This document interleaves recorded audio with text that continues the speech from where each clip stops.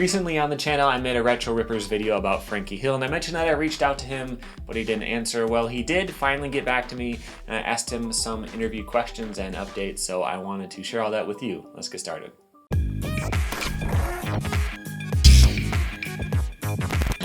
Welcome back to Rad Rat Video, where you can learn something new about skateboarding 3 times a week. Every Monday, Wednesday, and Friday I post something new, and recently I did a video about Frankie Hill, talking about his career and life and times as a pro skateboarder. And he saw the video and he reached out to me, and I asked him some follow-up questions and some clarifying questions about the things that were in that video. So the first thing I was confused about was exactly what he's affiliated with right now, because there were some old sites that I found with his name on it and all kinds of other stuff.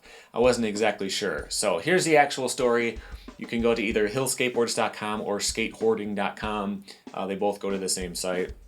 And this is all about collectible stuff. You can buy his decks on there, but most of it is like wall hangers and things like that. So you can get one that's just for a deck, like collectible decks.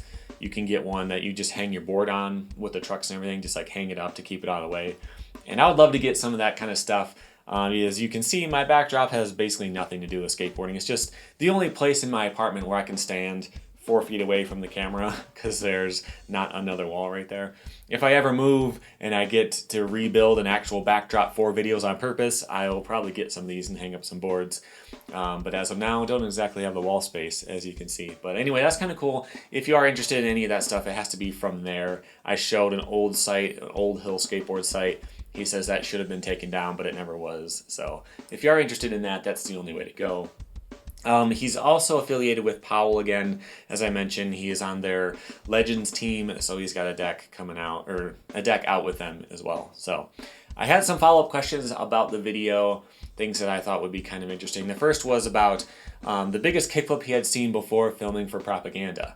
Because one of the things that was really interesting to me is, like, yeah, he took gap ollies higher than anyone else had, but that kind of made sense. You know, you can do a couple stairs, you could do a couple more stairs, but with a kickflip, like, people might not have been catching him really and doing him down stuff. Like, that seemed a lot more impressive to me, to be the first guy to really kickflip major drops. So that was my question for him, and here's his answer. I saw a picture of Mark Gonzalez doing a kickflip on a bank, and after that I started learning them. I did it from roof to roof in public domain and kept developing it from there.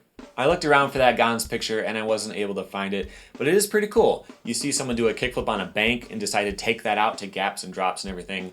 That's a pretty big leap, and you got to give him some props for that. The second thing I wanted to know about was the lawsuit.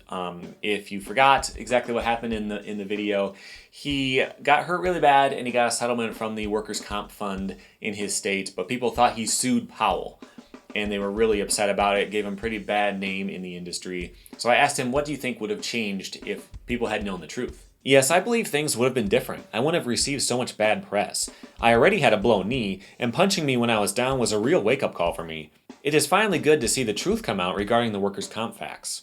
And it's interesting to think about what could have actually happened differently, because he did come back to skateboarding.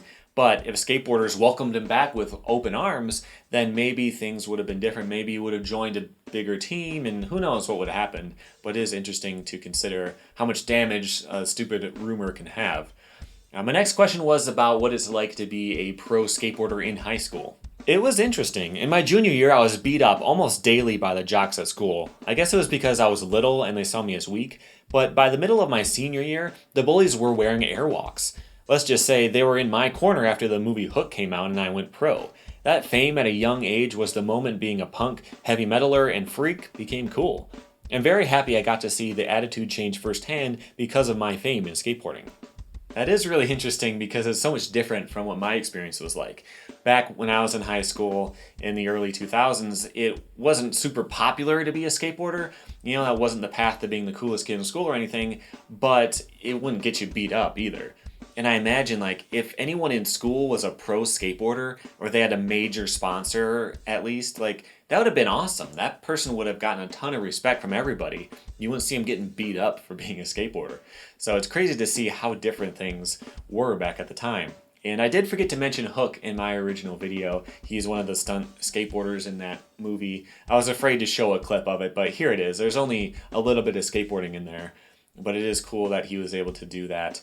And it's kind of crazy, like, being a pro skateboarder in high school, no big deal, who cares? Being in a movie, Now that's a big deal, and everyone respected him and loved him after that. So that is pretty cool. My last question was building off of that a little bit. In high school, was skateboarding it for you, or did you ever think about going into college and starting a career that way? And here's what he said. I didn't consider college at the time of my senior year. I thought life was going to just roll over for me, but after I blew my knee, worked at a brake delivery company, and all that bad publicity, I came to the conclusion the only thing in this world I will be able to have for myself and not taken away from me would be an education. So that's why I went back to school. I thought that was a really insightful thing to say. You know, if you put everything, all of your hopes and dreams into skateboarding, even if you have the skill and the connections and everything to pull it off, you might still lose it from injury or from any other circumstance that you could run into.